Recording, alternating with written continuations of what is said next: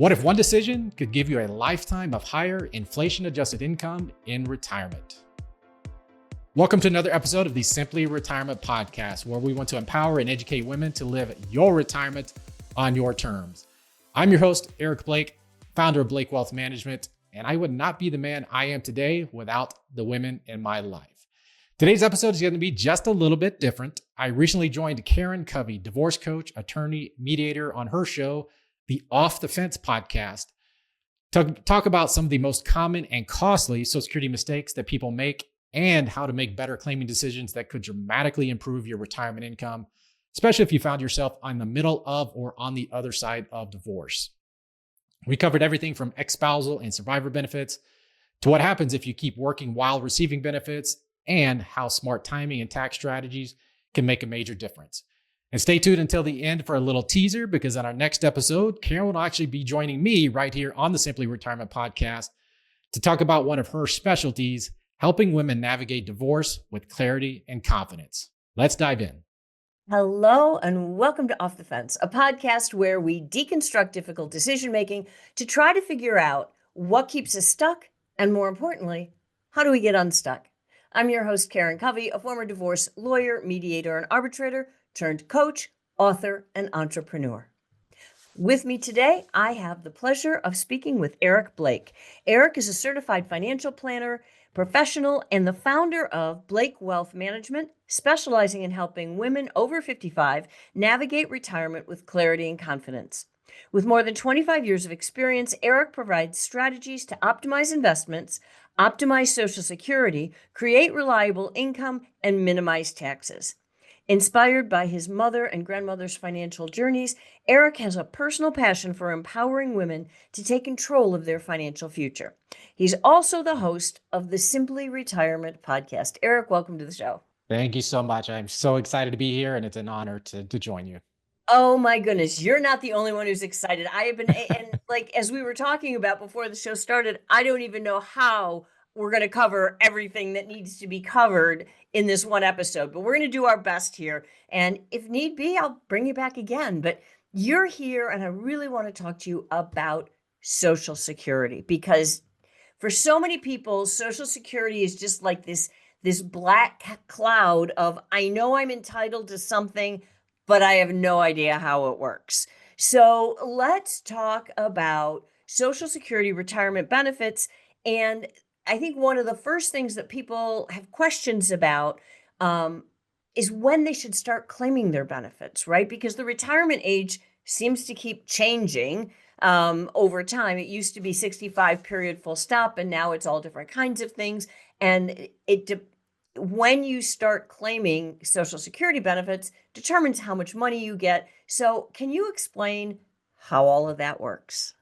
Sure. Yeah, I'll get this all done real quick here. So I think the biggest thing you want to start with is when you look at your Social Security statement, you want to figure out, number one, what is your full retirement age? And then number two, what is my full retirement age benefit?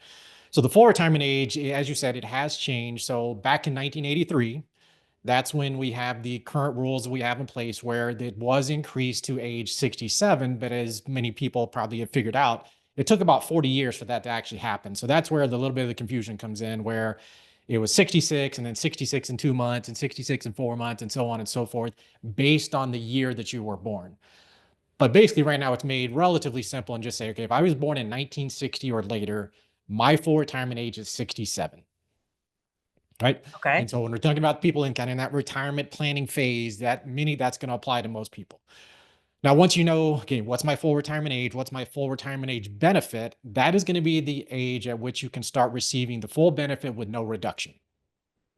Right. Okay. So if you start early, that's always the key thing to know. If you start earlier than your full retirement age, your benefit is going to get reduced by some percentage.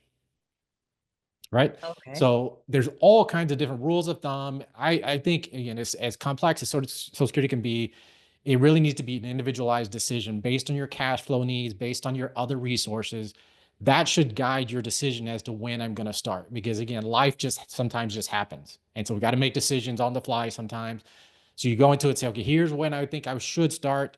But if life happens and I have to start sooner, so be it. Or if I have the opportunity to delay, my benefit can actually increase beyond my full retirement age to a maximum benefit at age 70. Now, again, keep in mind, this is talking about my personal benefit, my personal retirement benefit. And actually, we'll get into spousal benefits and ex-spousal benefits and all those fun topics as well. But that's kind of the basics of what you want to know. Okay, so let me ask you a question because let's say I'm a person and I'm approaching that full retirement age. I'm not there. And so my decision is, do I start now? Do I start at full retirement? Do I wait until I'm 70? How do I figure out what's going to ultimately put the most dollars in my pocket? Because if I start earlier, I may be getting less money now, but I'll be getting it for longer, assuming I live an average lifespan. Okay, so that's always the easy question. So if you can tell me when you're going to pass away, I'll give you the exact answer. That's the easiest way to go by. Just tell me when you're going to pass away, and I'll give you the perfect answer. But that's where the trick is, right? So we look at things like longevity. What's my history? What's my family history look like? And what are the other variables in my life? And I'm just looking at other resources. But you can always say, well, the very maximum benefit from, again, my own retirement benefit is going to be age 70. But then you get that question, well, what about how long do I have to live before that pays off? Right. And for most people, that's going to be, if I wait till 70, it's going to be somewhere in those early 80 years. 81, 82 is going to be what we call the break-even point, where the benefits I receive by waiting surpass my lifetime benefits I would have received by starting earlier. Okay. Make Let sense? me ask you another question. Mhm. If I'm still working, because a lot of people I know they're vibrant, they're able to work, they Mhm. want to work, or they're in a situation where they have to continue working, right? Whichever bucket they fall in. And so let's say they're still working at age 67. Okay. Um, does it make sense for them to start claiming their Social Security then, or does it get reduced because they're still working? That's a great question. And I actually did a podcast episode on this. Unfortunately, it's not out yet, but it'll be out in a couple of weeks, but on that exact topic. And where do these break-even calculators miss the mark? Right. So it's not just as easy saying, well, if I start here, what's my lifetime benefit? If I start there, what's my lifetime benefit? We need to factor in. That's why it's so individualized based on your specific situation. So working, because as you said, there are so many individuals who continue to work on into their late 60s, early 70s, because what else might they do? Sometimes they don't know what else there might be, what's my life going to look like if I'm not working? But that's really where we start looking at saying, okay, that's where that full retirement age really again becomes so critical. Just for our conversation purposes, we'll assume our full retirement age is 67. If I start receiving Social Security benefits earlier than that age and I'm working, I'm going to be subject to something called the earnings test, right? And that means I can only earn up to a certain amount before my benefit actually could get reduced. Okay. But once I've hit full retirement age, that magic age, I can work and can earn as much as I need to or want to with no impact on my Social Security benefits. Okay, so let me stop you. I want to make sure Yep. that I understand this. So let's Yes. say I'm 67 years old. I'm at full retirement age. I'm not at 70. I'm not the later, but Right. I can start claiming Social Security. And let's say I'm earning $100,000 a year. Is there any reason why I would not want to claim Social Security if I could? It's one of those things where you have to think about how do I think emotionally about my finances? So if I were to tell you, okay, if I just delay 3 more years, you're going to get a guaranteed 24% increase in my benefit for the rest of my life, guaranteed. And that income's also actually going to increase with inflation. Would that make you feel better? Would that help you sleep better at night knowing that? And that's the part that a lot of people don't necessarily think about is saying, okay, if my full retirement age benefit is 3,000 and I wait 3 more years, that means that benefit's going to be something closer to maybe 3,800 guaranteed for the rest of my life. Okay, let's say I'm going to change the scenario. Let's say I Mhm. am 70, right? So that I'm at the outside. Social Security is never going to get better than that, right? Right. Exactly. So I'm 70 years old.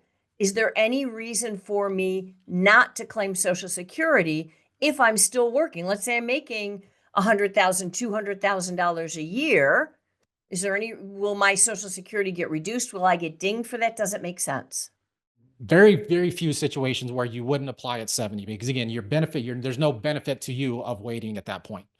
The only reasons, I'll give you just a couple of minor reasons. Hopefully this doesn't muddy the waters too much, but the only reasons why you might still delay is for tax planning purposes.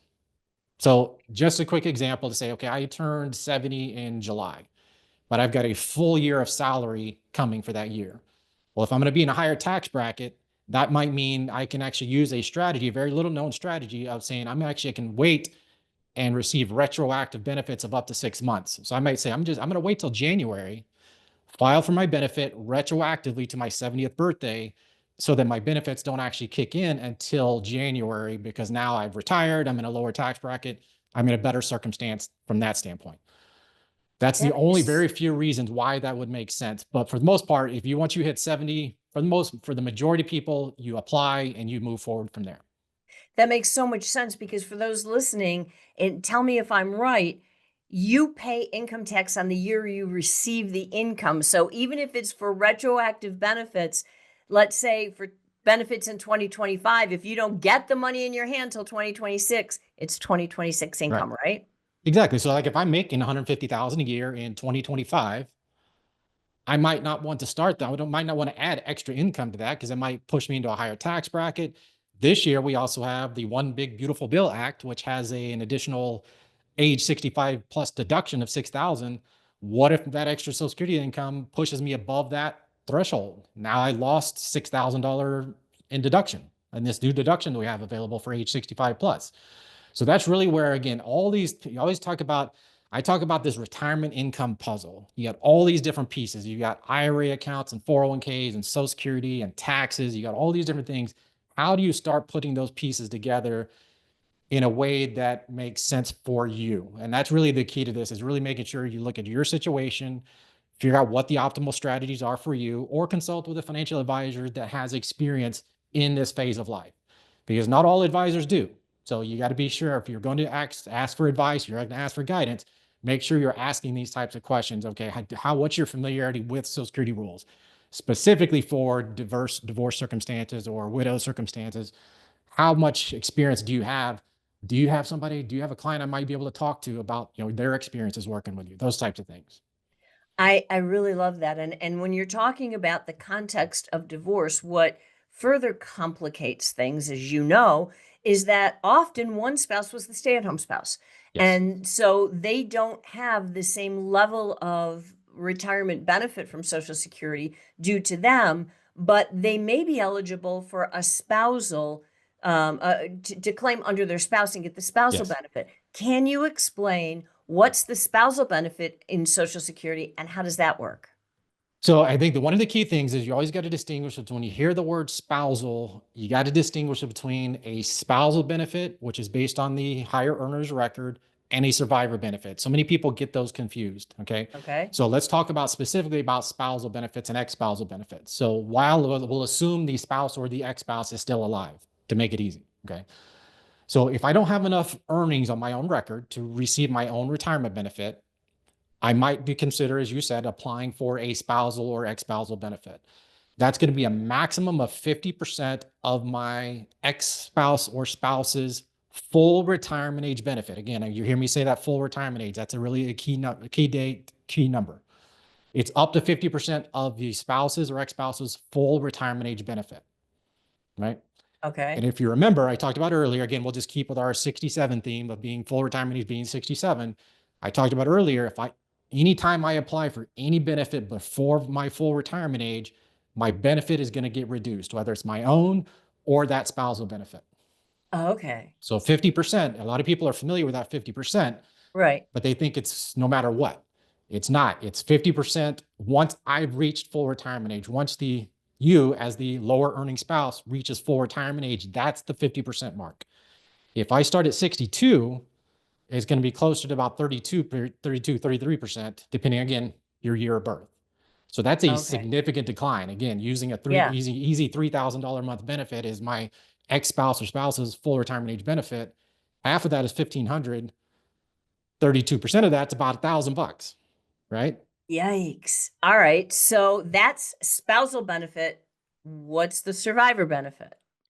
Survivor benefit is going to be, and again, I want to make sure, actually, I'm sure we'll get into the rules around X's, because that is going to be critical to our conversation here. But A survivor benefit basically says if my spouse or even ex-spouse, many people are actually eligible for an ex-spousal survivor benefit. That means I'm going to be able to receive 100% of what they were receiving at the time they passed, or what they would have been eligible for at their full retirement age if they hadn't started yet. That's amazing. So, all right, but what happens if, um, let's say, and we'll get into the rules of divorce in a second, but Mhm. let's say I'm claiming under my spouse's benefit, so I'm getting 50% of what he is getting, and let's say we're all at full retirement age. So just make it simple, Yes. right? Okay, we're all at full retirement age. He's getting $3,000 a month. I'm getting 1,500 a month because I'm getting half of his. He dies. Am I stuck with the 1,500, or can I now apply for his full 3,000 because he died? You're going to be able to apply for the full 3,000. Yours goes away. Now, keep in mind, that's one of the things. Once one of the spouses pass away, the lower benefit goes away completely. It's gone. You Okay. get to keep the higher of those two benefits. So in this case, 3,000 a month. So you get to receive that $3,000 a month going forward. And to get it, I'm assuming, but I don't want to assume, do I have to apply for it, or does Social Security just say, hey, here's what you get? Congratulations, you got a raise? That is a great question. And one of the most confusing aspects of planning is that if I'm already receiving a benefit based on my spouse's record, in many cases, you'll automatically get the increase to the survivor benefit because I'm already on their record. However, if I'm on my own benefit, let's say instead you're receiving $2,000 a month, he's receiving $3,000 a month, but your 2,000 is your own personal retirement benefit, and he passes away, to get the 3,000, you have to apply for the survivor benefit. You have to go in, you actually have to schedule an appointment. It can be a phone appointment, but you have to schedule an appointment. It's not one of those things you can do online. You got to schedule an appointment, you got to apply to in order to start receiving that survivor benefit. I love this because I mean, I can see how people, if you don't know the rules, how would you know that you're supposed to do this? And then you just lose money, right? Absolutely. Let me ask you this. Let's say I'm a widow now. My spouse passed away a year ago, and I'm claiming under my income. So I could have been entitled to, in your scenario, an extra $1,000 a month, right? I didn't get it. And I'm like, oh, okay. Well, I just listened to this podcast and now I know I can get it and I apply. Does it go retroactive? Can I get what I You get didn't? the 6 months. You get the six That's month it. retroactive benefits. Yeah. Now, again, not trying to muddy the waters too much, but there's this big law that passed right at the beginning of 2024 called the Social Security Fairness Act. There was something used to be called the windfall elimination provision and the government pension offset. These were reduction of your benefits because of having a pension covered under a non-Social Security covered position. So think a teacher. So Mm-hmm. so many districts or Right. states have teachers that don't contribute to Social Security. They receive a pension from their employment. Well, the Social Security Fairness Act basically eliminated the windfall elimination provision in the government pension offset. They're gone, no longer a Okay. thing. But again, the windfall elimination provision reduced my own personal benefit if I had a pension outside of Social Security, but the government pension offset impacted benefits I was receiving off of somebody else, off of my spouse. 83% of the individuals affected by the government pension offset before it was eliminated were women. What, right? Because there's a couple of key reasons for that. One is obviously, look at the percentage of teachers that are out there that are women. That's one. Right. But I think maybe even as big of a factor is longevity, women living longer. Because again, if the government pension offset impacts benefits you could receive based on a spouse, that means spousal and ex-spousal benefits. That means survivor benefits. So there were people who had pensions outside of Social Security that could not receive their husband's survivor benefit because their pension was too high. That has been That's eliminated. not right. I don't, my wife was a teacher for 25 years. I'm right there with you. But again, that's been eliminated. But you think about people teachers or women that may have retired 10 years ago, their husband passed away 5 years ago. They may not have any idea that this Social Security Fairness Act thing is out there.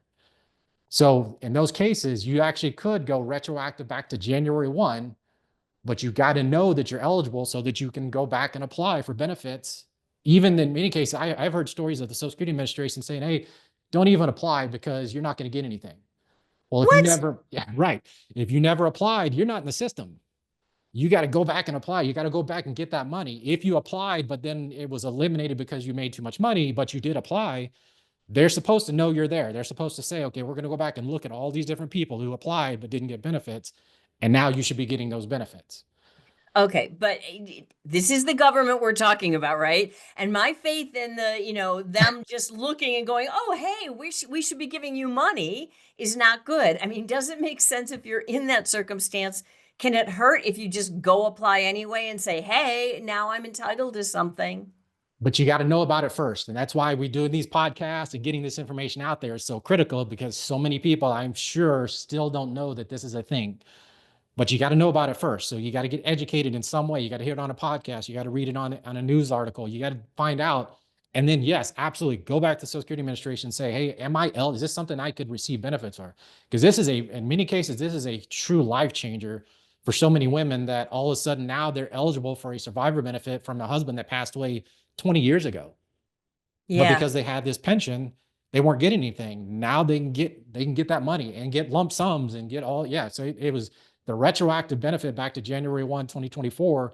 These are all paid out as lump sums in the middle of this year, of this past around March, April of this year. Wow. But you had to be, number one, you had to be eligible and you had to make sure you're in the system or you had to go back and apply. So Okay. again, if women knew about it, it is a life changer. To add $2,000, $2,500, $3,000 a month in extra income in a situation where they might have been really struggling. I can't tell you how many stories I've heard of women that said, this is just going to change my life. And I Yeah. spent a lot of time on this in our Facebook group and different places of just saying, I just got to get this information out there.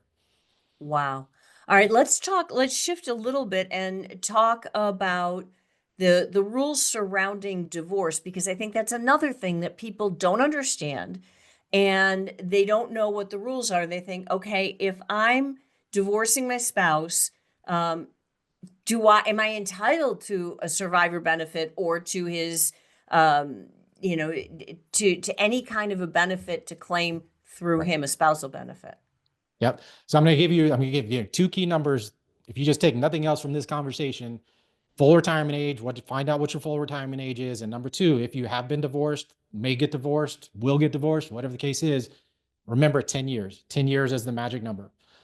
So if I was married for at least 10 years, and it is exactly 10 years, it's not 9 years and 10 months or anything else. It's 10 years. The marriage and you will have to prove marriage certificate, divorce decree.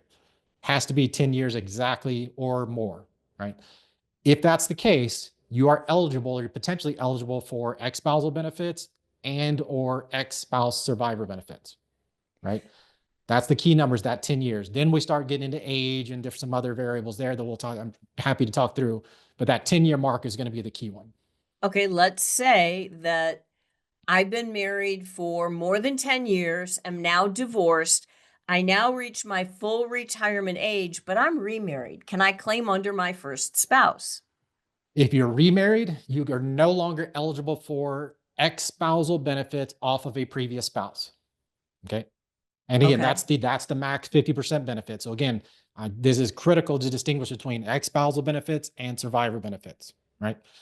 It's critical to distinguish between those. If I remarry at any point, I am no longer eligible for ex-spousal benefits that up to 50% amount of a Uh-huh. previous spouse. What That's about cut survivor and dry. benefits? Survivor benefits, that's the tricky one. I can remarry, but I cannot remarry before the age of 60. So if I remarry after the age of 60 and a previous spouse has passed away, I am still eligible for survivor benefits, assuming that marriage lasted at least 10 years. Okay.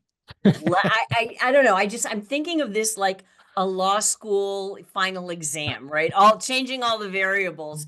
And Yep. so let's say that I got married young. I got married to, I was in my This is 20s, a good one. got married, yeah. And I stayed married for a dozen years. We got divorced. Then my spouse went on to marry second wife, and they stayed married for more than 10 years and got divorced. And I am now full retirement age, fast forward in time, right? I am now full retirement age. Can I claim on my spouse's benefit, the spousal benefit of 50%? I'm not remarried. I'm full retirement age, but his second wife is claiming too. Does it matter?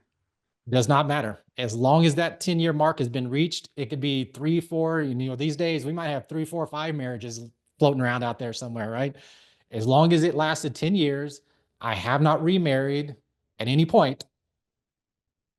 Now, also, we get into a couple of the other things that you have to be aware of, and that is the age, because again, we're talking about a benefit based on a retirement benefit, right? So I Mm-hmm. have to be at least 62 to Okay. file for ex-spousal benefits, the 50% benefit. I have to be at least 62. My ex-spouse has to be at least 62. Now, here's the difference between ex-spouse and spousal options. For ex-spousal benefits, it does not matter if my ex-spouse has filed or not. For spousal benefits, it does. So I can't actually file for spousal benefits unless my spouse, my higher earning husband, has filed for his own benefit. But ex-spousal benefits, that's not the case. He just has to be 62. I have to be 62. The divorce has to happen at least 2 years ago. And if I Okay. choose, I can then file for my ex-spousal benefits, that up to 50%. Keeping in mind, as always, if you do it before full retirement age, it's going to be reduced. But if you wait until full retirement age, you're going to get 50% of his full retirement age benefit. Okay. Let's go back to that scenario again where guy has we're going to keep it simple. He only had two wives, okay? But Okay. now he's died. And both of the wives, can each one of the wives claim the survivor benefit so each one of them gets his full retirement benefit? Are we saying he's divorced from both wives? Just to clarify, just so we can keep the picture as clear as possible. So just for our purposes for now, let's assume he divorced both, right? Okay. As long as neither one of them married before the age of 60, remarried before the age of 60, yes, Okay. both spouses could receive survivor benefits based on the same guy. Wow. Okay. Mhm. So let's say this. Let's say um that somebody wants to claim benefits based on their ex-spouse's income, and they remarry at age 62, but they're not eligible for full retirement. They claim at 67. Does it matter that they're remarried then? Only for survivor benefits. Okay, so for survivor benefits, you have to, survivor benefits are, again, that's why we got to keep them separated. So if I remarry after 60, I'm still eligible for survivor benefits. If I remarry at any point, I'm no longer eligible for ex-spousal benefits at all, Okay. unless I get Hey, remarried or my current husband passes away. that's what I was going to ask. Like, Yeah. let's say I get remarried and then I either divorce again or my second husband dies. But at the time I'm applying for benefits, I have two past husbands, but no current husband. You can Can, apply for 50% of whichever one of those is greater. oh, wow. All That's right. kind of cool.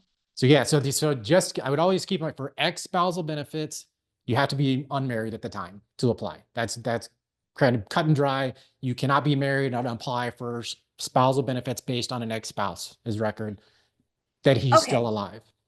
So let's say this. Let's say I am kind of a hot retiree almost, but I'm still working. So I hit 67 and I'm dating somebody. Would it make sense for me to apply for the Social Security benefits based on my first husband's record? And then if I'm going to marry guy number two, wait until after that? Does it matter if I'm already receiving the benefits? Can I remarry then?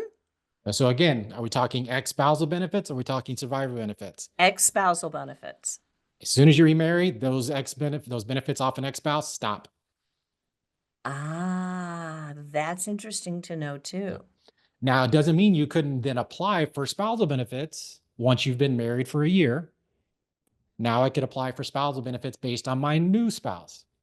So again, all these different moving parts, it's all, you got to understand your age, you got to understand all these different variables.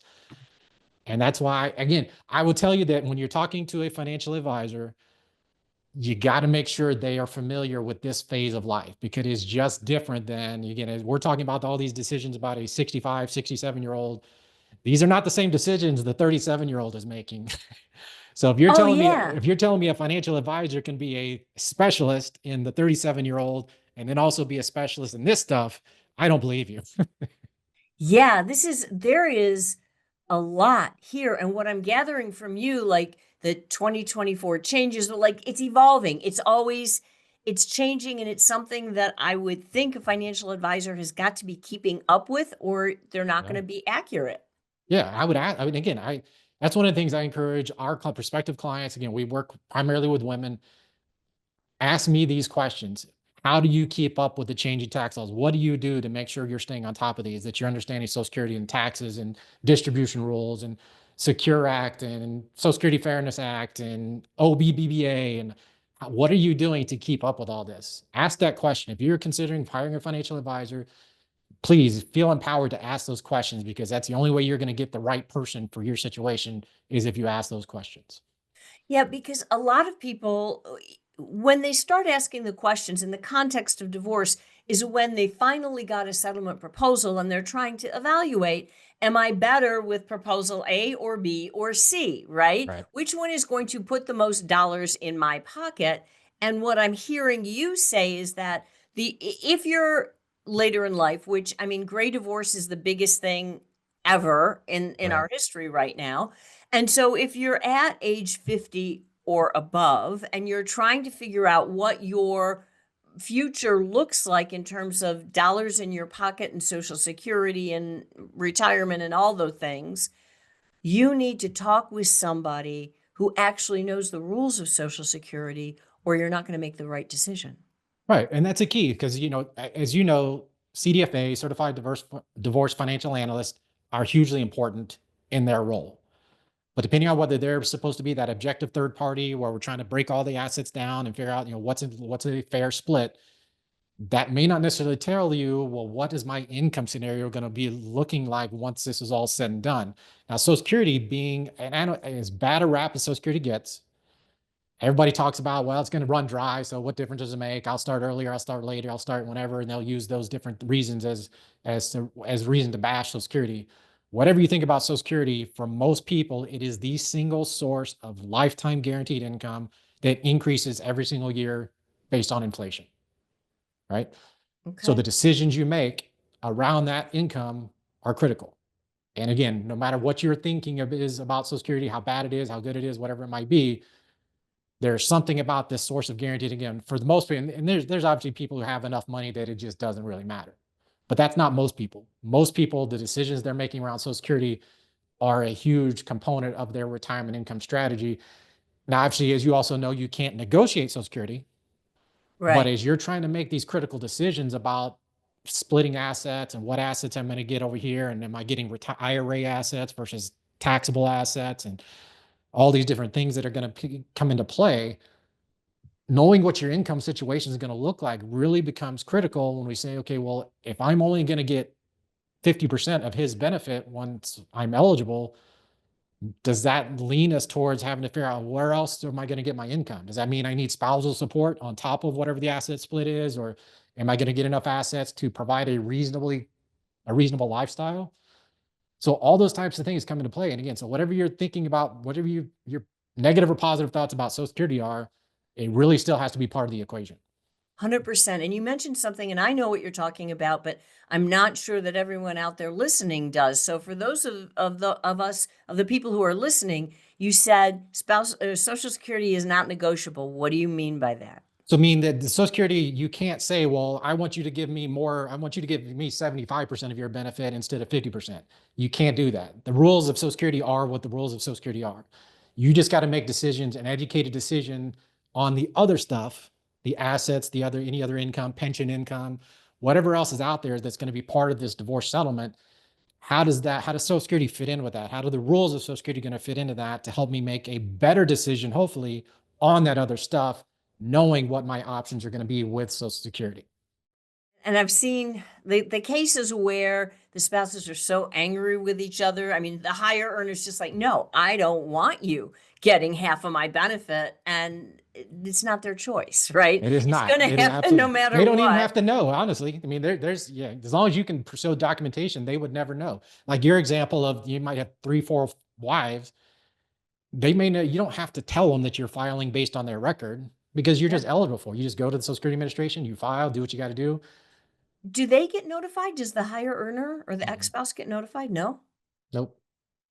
Okay, Now, so again, you got to provide the documentation, your divorce decree, your marriage certificate, all that stuff. As long as you can verify that information, they don't have to have, they have no idea. let me ask you that. That brings up sort of the practical question, which is when you go to apply, let's say you are applying based on your ex-spouse's benefit level, besides a marriage certificate and a divorce decree, what else are you going to have to bring to prove that so that people know what documentation to save? That's really it. Those are the That's it? two key pieces of information. Yeah. Divorce Okay. decree and marriage certificate. As long as you can document that and it shows the dates, all that good stuff, you're good to go. So you don't need like tax returns or Mhm. anything like that. Yeah. Because then we're all in the system. So, so you're That in there.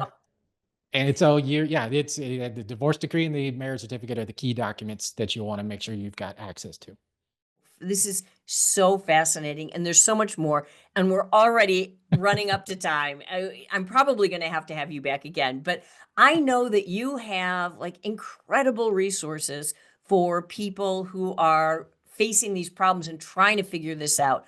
Can you tell the audience about what you've got for them? Absolutely. So I'm going to share a link. I'm going to provide this to you, and I think I may have already gotten it to you, but if not, I'll make sure you get it.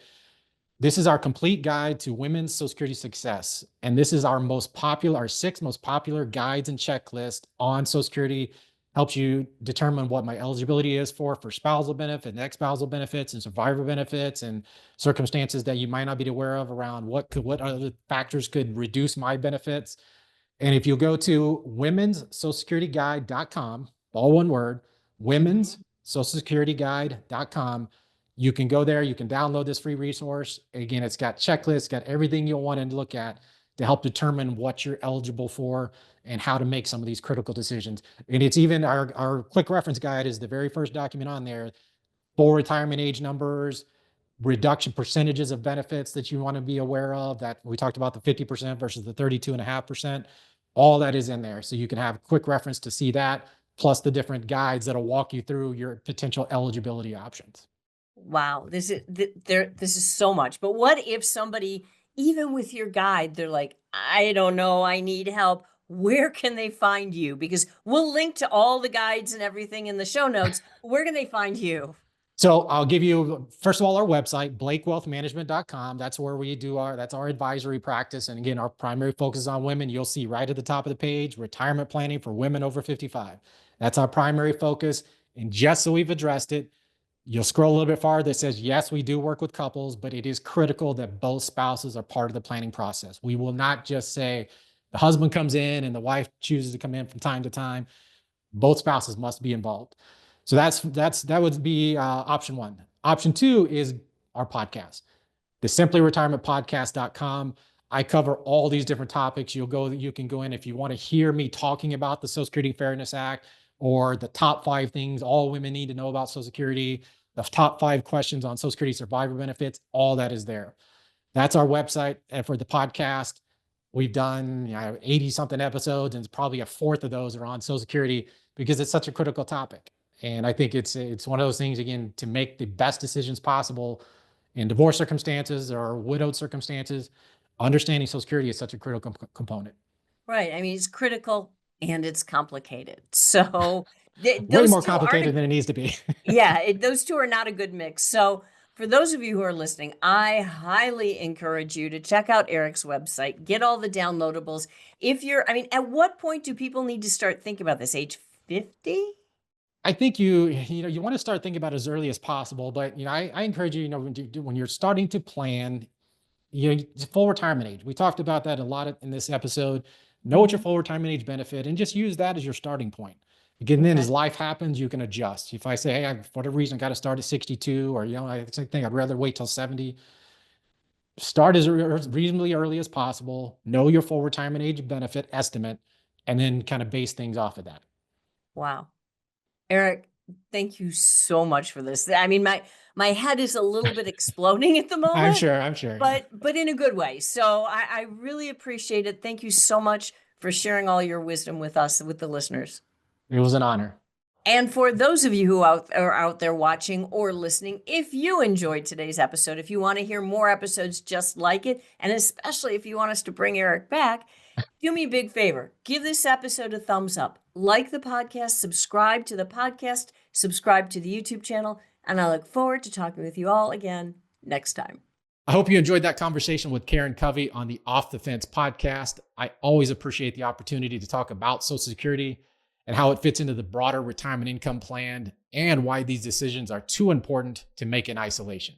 And again, don't forget, next week, the tables are turned once again. Karen will be joining me here on the Simply Retirement podcast to discuss how to move forward with strength and strategy after divorce, an important conversation for so many women approaching or already in retirement. For all the links and resources mentioned today, you can visit the simplyretirementpodcast.com. Don't forget to follow and share the show. Until next time, please remember, retirement is not the end of the road. It's the start of a new journey. That's it for today's episode of the Simply Retirement Podcast. We hope you found our insights and advice helpful in planning for a fulfilling retirement. Don't forget to take action on what you've learned today. Visit our website at blakewealthmanagement.com to learn more about our firm and review our Simply Retirement Roadmap process to get you on the right path to the retirement you deserve. And don't forget to click the follow button to be notified when new episodes become available. Thank you for joining us on this journey, and we look forward to helping you achieve your retirement goals. Remember, retirement is not the end of the road, it is the start of a new journey.